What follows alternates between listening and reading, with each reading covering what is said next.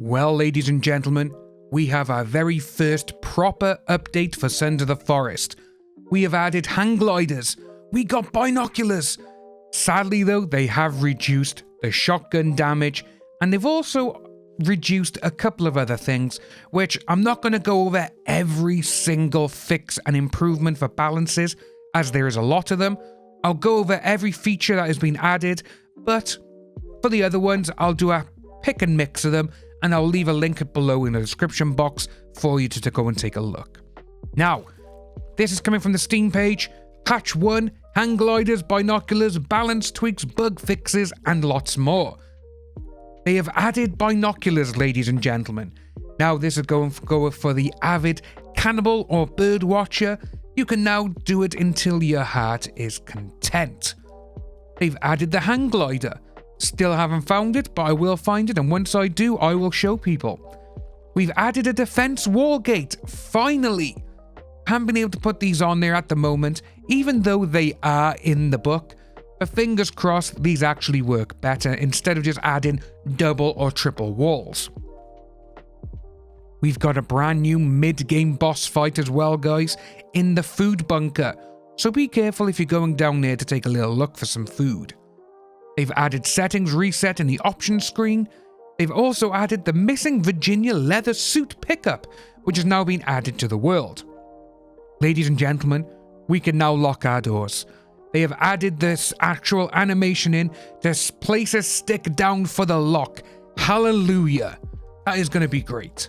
Another one as well, which I was actually quite interested in this one when I saw it, is that now built small structures, so your furniture, your bone chairs, your benches, your tables, you can now grab them and you can place them anywhere you want. Or if you want to get the materials from it, you can just collapse it. Great. We've also got some additional story elements which have been added. We can replay the game, trying to find all the little bits of new story they've added. They've also added a brand new headshot animation for different cannibals. That one there is going to be interesting, but a bit sad because they have reduced the shotgun damage. Angry cannibals will now attack you by jumping out of the trees. So now, apart from just having them on the ground and climbing and come back down, we're going to be getting some Spider-Man action by the looks of things. You've also added options to hide player names and also to hide projectile reticle and trajectory. The fish trap now should work and catch fish every 5 to 10 minutes, as long as it's placed in water and the current season is not winter. One of these is my favourite now, and that is lookout towers have been put in some cannibal villages. And obviously they've also added a brand new structure type. One-sided apex. Fills a space between a leaning beam and a supporting beam. Aligns automatically based on a leaning beam orientation. It fits quarter log variations to the right length automatically. As you can see, they have added a sleep cooldown, which kind of sucks because you can't just skip days now over and over and over again.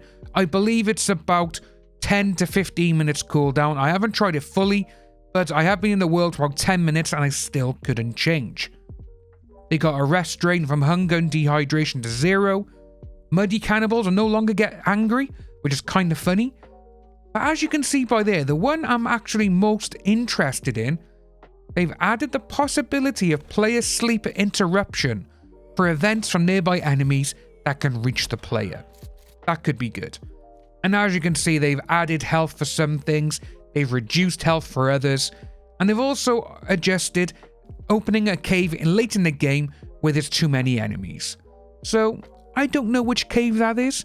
We will have to go exploring. For the improvements, it's the normal, yes, we've improved this, we fixed that, we fixed a few errors here and there. But we won't be going over them as you can see, a lot of them are just, needed to be done. Fixes. As you can see, we have a hell of a lot of fixing to go on. And obviously with this, one of the biggest ones is the glitch for the log duplication. Obviously that is now gone. But as you can see with all of these, there's so many things that have been fixed, and it does show that the developers are actually paying attention which is great. And we also got a lot of audio improvements. The one that I am actually the most looking forward to there is the audio for the intensity of the high wind. As you can see by there, they've reduced it to reduce performance impact. Now, you could come out of a cave and it was just howling with wind. You couldn't hear anything else. But that's what we got, guys. The next update is actually in 14 days. That is going to be interesting. It's coming quite quick now, guys, so jump on in and have fun.